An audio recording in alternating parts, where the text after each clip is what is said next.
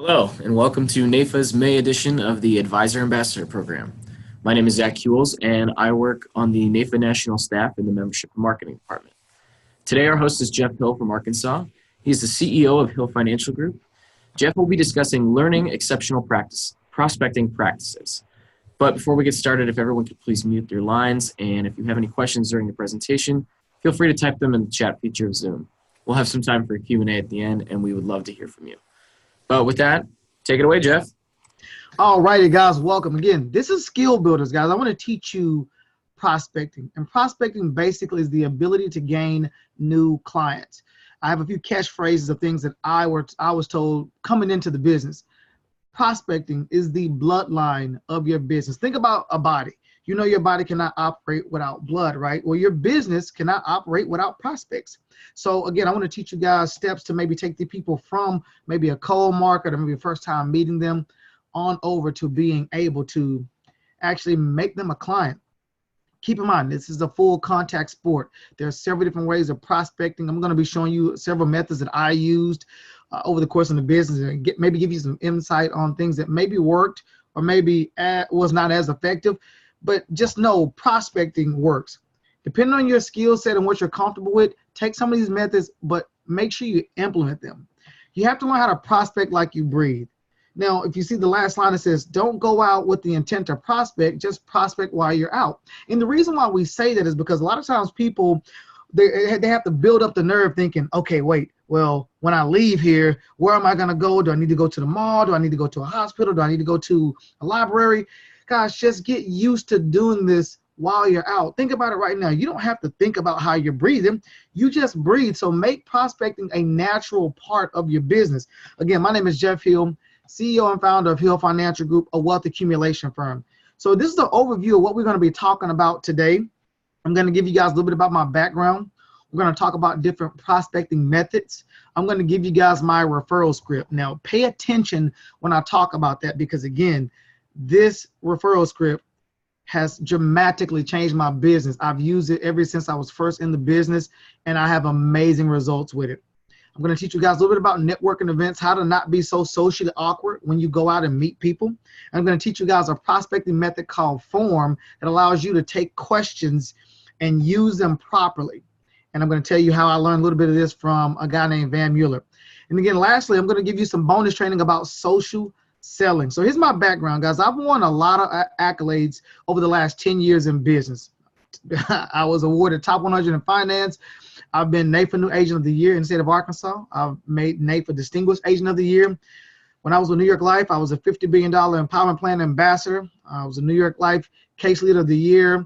I was Agent of the Year. I've been featured in the Nightly Review, which is New York Life's quarterly publication. And Agent of the Month probably 10 times or more. I've won a lot of accolades, and I don't say this stuff to boast or brag. I just let you guys know I come from experience, okay? Now, my story is probably not like most. As I've learned, a lot of people in the industry, they've been recruited in by maybe family members or something like that. That was not my story whatsoever. I came from very humble beginnings. I grew up in a household of it was about 8 of us in about a 1,200 square foot home. So it wasn't the biggest place to have that many people in there. Many of you might have read my story that Nayfeh did on me a little while ago. And again, it's part of their diversity program they're doing, is just teaching people about some of the struggles and some of the things that we've advisors have overcome. And I've definitely overcame a lot of them. I was never the person that thought I was going to be in financial services. Many of you can probably identify with that. When it came to sales, especially insurance sales, that was the last thing I wanted to do.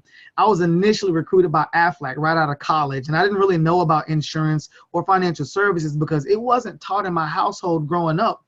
I just knew there was a bigger picture out there, and I knew when I graduated, I had a degree, so I wanted to figure out what life had for me in terms of employment. So I bounced around. I did a few odd jobs here and there, and eventually I landed a career at a company called Cintas Corporation, the uniform company. It's a Fortune 500 company. I worked there for 3 years, doing a lot of grunt work, a lot of grinding. But again, at the end of the day, I knew I was worth more money. I knew I had more in me than what they provided for me. Nothing against that company. I just knew myself. So I started entertaining the idea of doing something different. Now, around this time, I started my MBA. And I knew I wanted to do something business because I remember back in my college days, a lot of people that I met were always talking about taking over the family business. And I thought to myself, well, I don't have a family business to leave behind the children. Well, what's going to be my legacy? And it started to kind of shape my mindset a little bit about what I wanted my life to look like. Now, when I transitioned over to New York Life, it was a different start. I got to the point where I remember getting a 2% raise in corporate America, and that floored me because 2% is not a lot of money. At that time, I was probably making around $45,000 a year. As a single guy in Arkansas, maybe that's not the worst you could be doing, but I definitely knew there was more to the story because I could drive around the neighborhood and I saw a lot of big houses and nice areas, and people had all these memberships to country clubs. So I was trying to figure out where the money was in Arkansas and how could I get a piece of that. So one of the things that I was not a stranger to was hard work and sales. I've done some type of sales roles, I guess all throughout my life, really. So this was no different. So when I came into the industry, I remember going through the interview process, and I remember telling people I was looking at transitioning from corporate America going into financial services. And I remember people saying, oh yeah, I tried that insurance stuff. You guys can probably agree. You've heard some people say that, or, oh, don't do that. It's a pyramid scheme. I heard all kind of crazy stuff. But one of the things that I heard people say was how they only made it about a year in the business. And then after they ran out of friends and family to sell, they didn't have anybody to talk to. And I didn't want that to be my issue. So I understood prospecting was going to be very important. Now, mind you, this was not the very first sales job I've done. I've sold cars before. I've sold candy when I was in high school. I've sold vacation trips. Good gosh, I sold vacuum cleaners. So what I took was different bits and pieces of things that I've done in my life, and I learned how to put all of that kind of energy into financial services. I was even a telemarketer for 2 months at a company when I was in college. So again, I learned phone skills. So if you guys are early in your career and you're trying to figure out how to put it together, remember, you've probably done a lot of things in this business, but it wasn't related to the business. So don't discount some of those little life lessons you might have learned along the way. Now, you see there, I talk about the 30-day challenge. I knew within my first 30 days, I wanted to work with people that I did not know, because my thought was I should always be able to go back to my friends and family and have a conversation with them about what I do as a professional. So if I got around people that I did not know and didn't know me, then I could truly test and see if I was really going to make it in this career. One of the things that New York Life taught me is the 2-a-day challenge, okay? So within this, the idea was you need to book 2 appointments a day, every day for some time in the future. And that was given to me by a guy named Tim Fitzgerald. At one point in time, this guy was one of the #1 agents in New York Life. So again, he had a lot of knowledge and wisdom. Now, being an early adopter to Nayfeh, again, I looked at it like this. If I wanted to take my career seriously, I needed to be involved in things of the industry. So I knew New York Life had a lot of resources for me to be involved in with the African American Market Agency and things like that. But what was there outside of New York Life that I can use and leverage and be a part of that was going to make me take my career seriously? So for me, it was a no-brainer when it came to the value of my Nayfeh membership. Now, eventually, I spent about 5.5 years at New York Life, and I transitioned to independent. Here's what's really important about that. When I left New York Life, I couldn't take any of my clients with me. They kept a lot of my fact finders, which had my referrals in there, so I had to start over. The reason why I was able to start over, now I'm about 3.5 years outside of New York Life as an independent agent, I started over because I knew how to prospect. So I knew I was never going to run out of names. One of the questions that I asked my managing partner when I was being recruited into New York Life is, well, what happens when you run out of people? Like, where do you find other people at? And one of the things he said to me absolutely opened my mind. You ever seen the situations where somebody have a great idea and the light bulb comes on? This was my light bulb moment for me. He said, Jeff, think of it like this. When you pull up to a stop sign or a red light and you look to your left and to your right, you see other cars, right? And I was like, well, of course. He's like, exactly. Those people are prospects. So for me, I knew I just had to get out there and meet new people. I've never really been a stranger to meeting new people. So I just had to find a way so I can talk to them and eventually build enough rapport to invite them to a meeting and then make them a client. But why is Nayfeh important? Okay, a lot of times when people see this, they think, oh, it costs money. I got to pay money before I make money. For me, I just looked at it as a regular part of doing business. And I've always been taught that it takes money to make money, and the value and the cost of Nayfeh is insignificant to what you get out of it if you actually use Nayfeh for what's there. The online resources. When you go on there and you look at the kind of tools that they give you, whether you're independent or whether you're captive or career, there's a ton of resources that you have access to by your Nayfeh membership. And one of the things that I've always done, I always attended the conferences. I'm always at our local luncheons because, again, I want to meet other peers, people who have more knowledge and experience, and I always interview them. So within my first 6 months to a year, I would always attend these events, and I would sit beside people that were not in the office with me and interview them. Man, listen, when your first 6 years or your first 6 months in the business, what are some of the things you were doing? What are some of the things that you wish you could do over again that maybe could have started you off the right way? I got really good at asking questions to find out how to make it in the business. Now, again, when you start to attend the conferences, network with the people who are platform speakers. Okay, again, you guys are tuning into this webinar. I'm going to give you my contact information at the end of it, so you have the opportunity to now network with me. Take the advice that these people are doing, some of the best practices, and use them. You guys might have seen my face. It's on the Nayfeh website, and it's also in the old recruiting book they used to use. And one of the things I talked about, I used to listen to a lot, was the Nayfeh podcast. Now it's going to be similar or likened to the advisor symposiums that Nayfeh does. But the good thing about that is you get to come in and learn from people who have experience in the industry. Now, as you learn this stuff, be one of those people that are willing to give back and invite others into the fold so they can achieve the same accolades and see how abundant this industry can be. Don't keep this stuff in. You got to be one of those people that are willing to give more than you receive, because, again, ultimately, givers are going to be the people who gain. Here's a few prospecting methods. I'm telling you, I've done it all. Canvassing.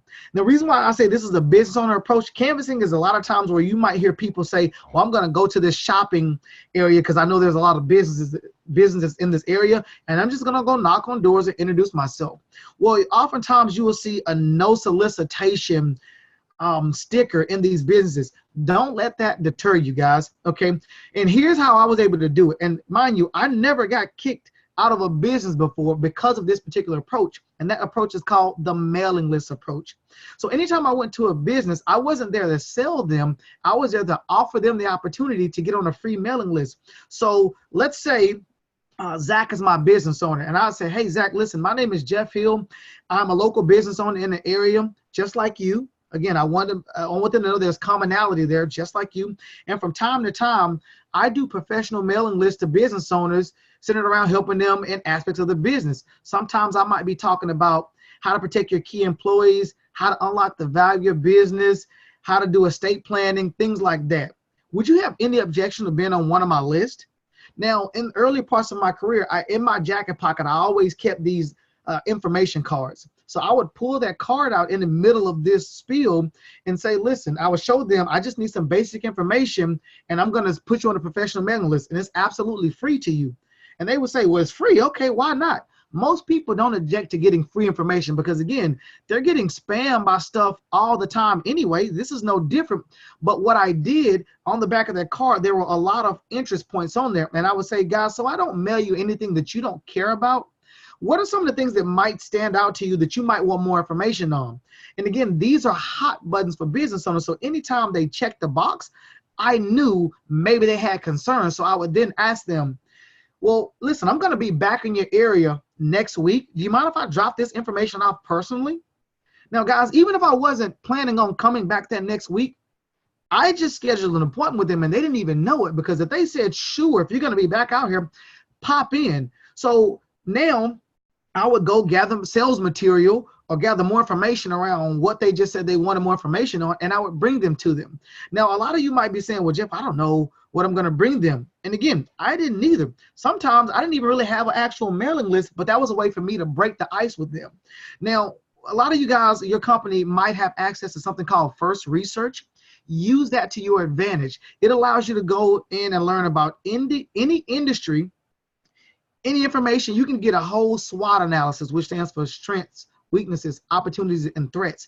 A lot of time, business owners, all they know is their day-to-day stuff. They don't necessarily know what's going on in the industry and what might be coming down the pipeline. So think about the value that you bring to that business owner by giving them a SWOT analysis. Or if you go to the First Research website, Again, with New York Life, this was free, but I think you can pay for the service outside of that. And if you go, you can actually go to their website right now. I think it's firstresearch.com.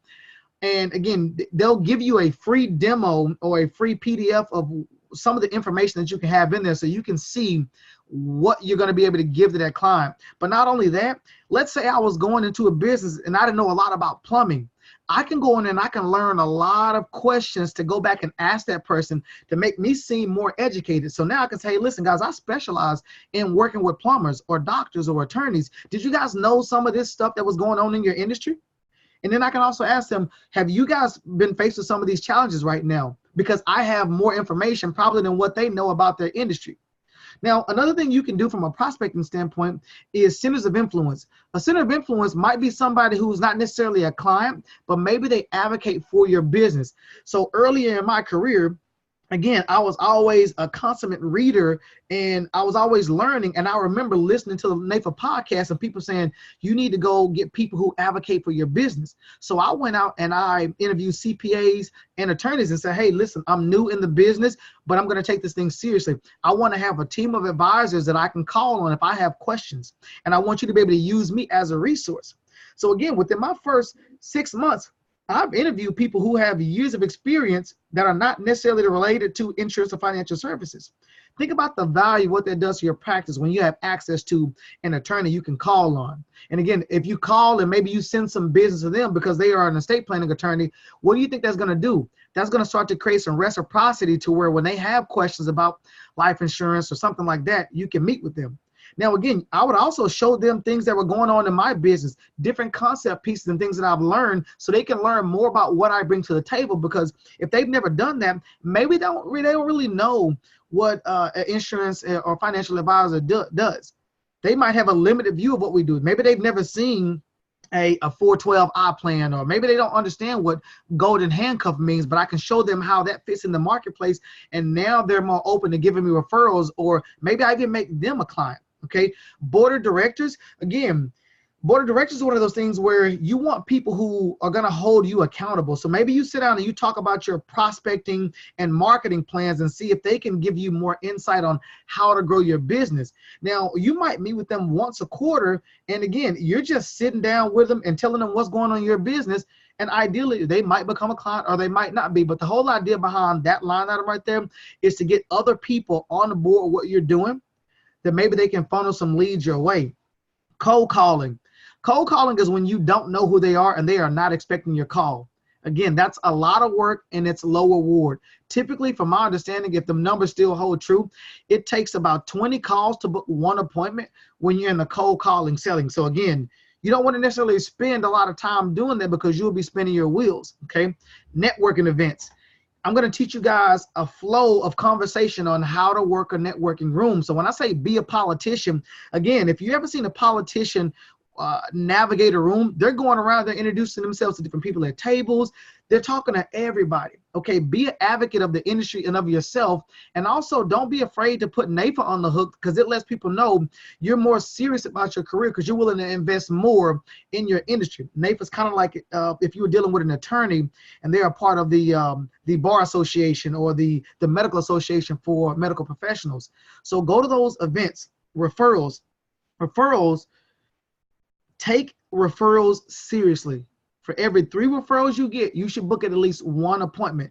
So again, as I transition, I'm going to teach you guys how I got over 2,000 referrals within my first year in business.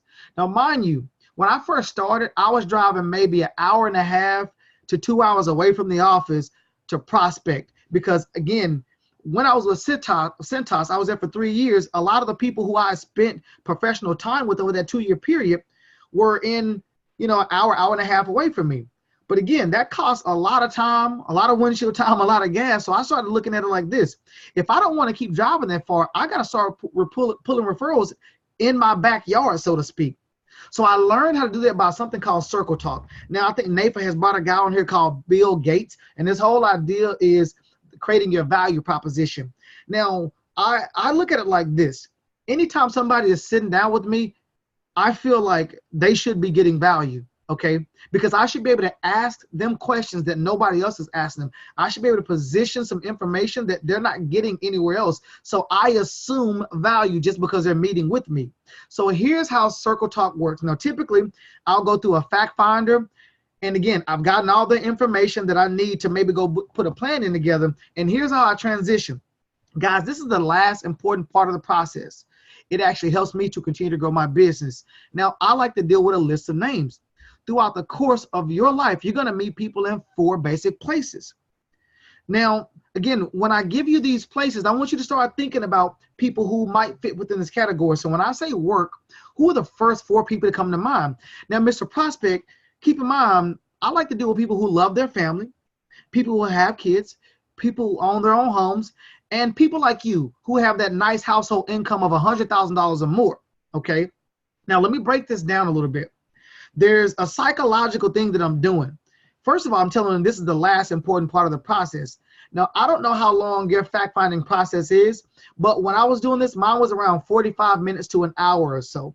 So I'm telling them this is the last, and this is the last part, so they know we're about to finish, and it's important.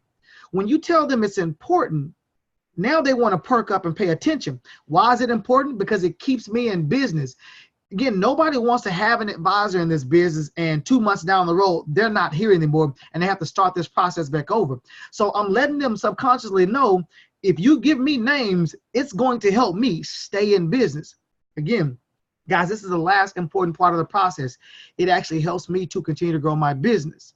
Now, I like to do with a list of names. Throughout the course of your life, you're going to meet people in 4 basic places. It's kind of like a sentence: who, what, when, where, why, and how can they help me? By giving me names. So that's a setup in psychology. Now, again, I average 16 names per appointment. If you just went in and you asked somebody to give you 16 names, they're going to be sitting there looking at you saying, man, Jeff, I don't know 16 people. But I don't ask for 16. I ask for 4 people in 4 areas of their life. Who do you work with? Who are your friends? Who are your family members? Who do you go to church with, or you do leisure activities? So when I say church or leisure activities, I do that because I know not everybody goes to church. Leisure activities, maybe they're involved in a civic group like Rotary, or maybe they have kids who are involved in sports, something like that. And again, I give my ideal client because I know who I like to work with. Now, when I first started out, I just wanted people. If you could breathe and follow the mirror, as we say, I'm going to meet with you, because I knew I was trusting in the law of large averages, the law of numbers. And the more people I had and the more people I can get in front of, the more opportunities I have to make somebody a client. And then I would qualify their names. So I would go get all these names of different people. I'll ask those qualifying questions. Is this person married or single? Do they have children? If so, how many? Do they own or rent? And what do they do? Okay. And then again, don't be afraid to mark somebody's name out if they don't fit that mold.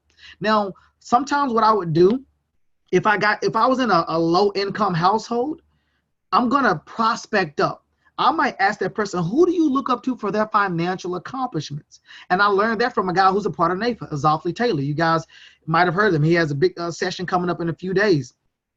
Or I would say, if I'm in a good household, I would say people who have those household incomes like you, that 100,000 to 150,000. So normally, whatever their household income was, that would be my low point, and I would always ask for $50,000 to $100,000 or more, because people who make 100,000 know people who make 100,000 or more. Okay, because money runs with money. Now, when you're in networking events, again, most people are socially awkward, so you got to find the way to compliment somebody. Nice tie, nice shoes, nice shirt. Oh man, you dressed really sharp today. Do something that's going to make them say, oh, well, hey, thank you. Okay. Now, once the ice is broken, FORM is what I use. And that stands for family, occupation, recreation, money, or message. Now, if I'm at a networking event, oh, hey, John, man, where are you from? You got family around here? Oh, you're not from here? Okay, great, man. Well, what brought you to Arkansas? Oh, okay, well, great. What kind of work do you do? Wow, you must really love what you do. Well, man, John, when you're not at time, when you're not spending time at work with the family, what do you do for fun? Awesome. Now, the money or message can be different. Here's another reason why you want to have your Nayfeh membership. I met a guy named Van Mueller. This guy is an absolute monster in this industry. If you don't know who he is, you need to learn. This guy writes, I don't know, like 1,000 cases a year. He makes top of the table within the first 2 or 3 months of the year. And he only works like 6 months a year, but he does a lot of workshops around the country teaching other advisors how to be better at this career. Okay. Now, the money of message part might be, hey, listen, man, I don't know if you have an advisor that you work with. And if you do, I definitely don't want to undo any of the good work they're doing, but I would love to have a file with your name on it in my cabinet. What's a good time for us to grab a cup of coffee? That might be my message. Or I might ask a question. Hey, listen, man, I deal with people all the time, and a lot of times people have concerns when it comes to their retirement plan. Let me ask you a question. Again, you open and close the questions. The stock market can only go up, it can go down, or it can stay the same. If you can remove any one of those arrows, which one would you like to remove?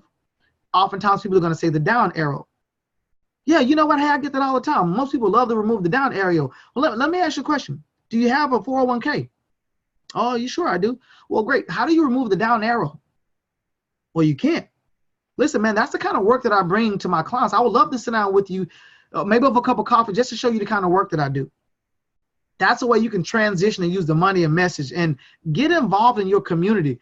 Get in different organizations. I'm a part of Nayfeh. I'm a part of Toastmasters. I'm on a few different boards. Again, I attend networking events all the time because it's a way for me to meet people and get used to practicing this stuff. It's not going to be an overnight thing. And again, this is age-old thing that we live by in this industry. Some stuff works so good that you stop doing it. Don't let this be one of those things, guys. Make sure you're putting the time into practice because you want to make form conversational, and that's why I lined it out the way I did so you guys can kind of see how it flows. Start using it, start practicing it at church or wherever you go.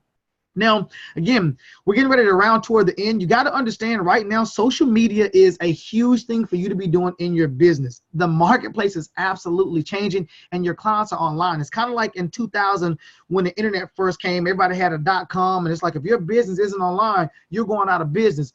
Guys, we're in a competitive marketplace now where we're starting to compete with robo-advisors. Banks are starting to do Erica and Alan and all these people where people can just text or they can e-chat and they're getting answers. Well, you need to be present online. So it's kind of do or die at this point. You're going to see a big shift in the industry over the next 5 years. So it's kind of like the new gold rush. Your prospects are starting to go online. They're starting to Google you. They want to go on LinkedIn and see what your profile looks like. So you have to learn how to make this thing a cycle. And what I mean by a cycle, if I meet somebody at a networking event, I'm going to ask them, hey, are you on Facebook or are you on LinkedIn? Let me add you. Because now I let them see a little bit about my life. And again, I get to see a little bit about them because sometimes I might not necessarily want somebody, a client, even though I met them just based on what they post, okay? Because again, if I make them a client, I'm tied to them now. And not everybody's gonna be good for your business. The moment you can fire your client, that lets you know that you are in control of your business. So again, if you meet somebody online, maybe they added you on Facebook or on LinkedIn and you don't know who they are, start to create a relationship, okay, and learn how to take that conversation offline. So if you meet them on social media, there's a website called eRelationships that can automate your social media stuff, right? I use lifehappens.org. Go to that. I have the professional version, and it's going to push content out. So as people see this content, I've had people to reach out to me, and now I need to add them to my CRM, client relationship manager, and I need to learn how to develop a relationship with them. It's been said it takes somewhere between 7 to 20 touch points before somebody's going to make a buying decision with you. Well, I don't always want to have to be the person that has to make that personal call. I want a system in place that's going to be able to do that for me. And again, if you meet them online, take it offline and make it personal. Now, a lot of books to read, okay? I don't know if you guys can see my face and all, but again, these are a few books that I have in my hand right now, but you also want to get good at reading books. How to Win Friends and Influence People by Dale Carnegie. It's a really good book that's going to teach you how to have more of an attractive personality. 7 Habits of Highly Effective People. Again, people like to do business with somebody they know, like, and trust, especially when you're in the online space. So you're going to get good at marketing yourself to that type of crowd. Sell the Problem by Robert Crumroy. This guy is the designer of the e-relationship platform, and I think as a Nayfeh member, you get a discount on there. Prospecting Made Easy by Robert Crumroy. Be the first believer. You have to be the first person to believe, and that's why they say you should be your first policy owner. If you don't have insurance, How are you out there trying to advocate for it if you don't necessarily have it, right? Be Obsessed or Be Average by Grant Cardone. Grant Cardone is an absolute monster. He has a ton of books, and he's that guy's going to motivate you to just want to do more by reading what he has. Okay. Now, again, if we have time for Q&A, I'll definitely take that. But here's a quick recap. You got a 30-day challenge. With the next 30 days, your mindset needs to be, you want to work with people that do not know you. You want to fill your calendar with people that have never heard before what your name is or what you do as a profession. And the way you have to do that is by prospecting. Use that stuff. Learn how to replace green time to green time. If you go to a client's office and you want to meet them there, and for whatever reason they cancel or they can't meet, how many businesses are in that area for you to go knock a door and say, hey, listen, man, I'm a business owner just like you, and I do a professional mailing list to other business owners, finding ways to help them grow their business. Again, give value first, and then they can give you their time. Use that referral script that I broke down for you guys. Go back and listen to this replay many times over until you get the language. Role play with some people in your office, and if you don't have it, if you have a friend or a spouse, role play with them to get used to this thing being a conversational nature. Now when you attend networking events, you have the opportunity to use form. Join Toastmasters if you don't feel like you're very good at listening or you don't have the confidence to go out and speak to people. Toastmasters can help you build that. Pound for pound, outside of Nayfeh, is one of the most cost-effective things you can do for your business. And remember, when you are selling online, even when you're doing networking events, know, like, and trust. You want to let people get to know you. You want to help them like you by being able to build rapport, and you want them to trust you. And again, you can do that by asking the right type of questions to people. Remember, you close with questions and you open with questions. There's a saying out there, you want to always be closing, or you want to always be prospecting as well. So again, guys, I hope you guys found value in today's educational series about prospecting. My name is Jeff Hill. I'm the CEO of Hill Financial Group, a wealth accumulation firm. That's my contact information right there. Again, that's my cell number. Feel free to text me, email me, or call me. And again, also follow me online. Okay, Jeff Hill Speaks, that's my personal page. I do a lot of speaking events on personal development, motivational speaking, entrepreneurship, business. So I'm pushing content out there. And again, I've recently started my business Instagram page, and I'm growing that as well. So hop on there and look at some of the stuff that I put out there to people. And again, I was told, if you see something that you like, CASE, which stands for copy and steal everything. Use the stuff that I use, because again, some of this content is not original content for me, but what I've done is I've gotten really good at, and I've mastered it and made it my own. So again, from there, I start to spin off my own versions of this kind of stuff. So again, that link that I put down there, that's a link to a free educational resource called Money Revealed. It just recently came out. I saw and I found a lot of value in learning from millionaires and billionaires about their success principles and money habits. So guys, go there, type that in, and I'm giving you free access to this kind of stuff. So just sign up and use this stuff. So again, my name is Jeff Hill. I hope you guys found value. I appreciate Nate for giving me the opportunity to be able to speak to you guys. And from there, let's go out and win and make this industry more of what it is and bring more people into the industry. And again, the more we put into it, the more we get out of it. And Nate has been definitely one of those things. So Zach, if you have any questions, I can answer them. If not, back to you, sir. Jeff, thank you so much. Fantastic presentation. I really appreciate you stopping by and sharing your knowledge. Does anybody have any questions for him today?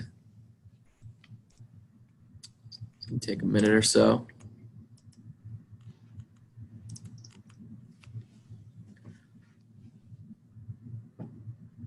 If you don't have any questions right now, but you think of some later, feel free to reach out to us at recruitment@nayfeh.org. Happy to pass them along to Jeff, or he also had his slide up as well. You can watch the recording at a later date. With that, I'm going to go ahead and close it out for today. I hope everyone has a great week. Jeff, thanks again for stopping by. Really appreciate it. No problem, Zach. I appreciate it. Yeah. Everybody have a great rest of your day and a great rest of your week. Take care.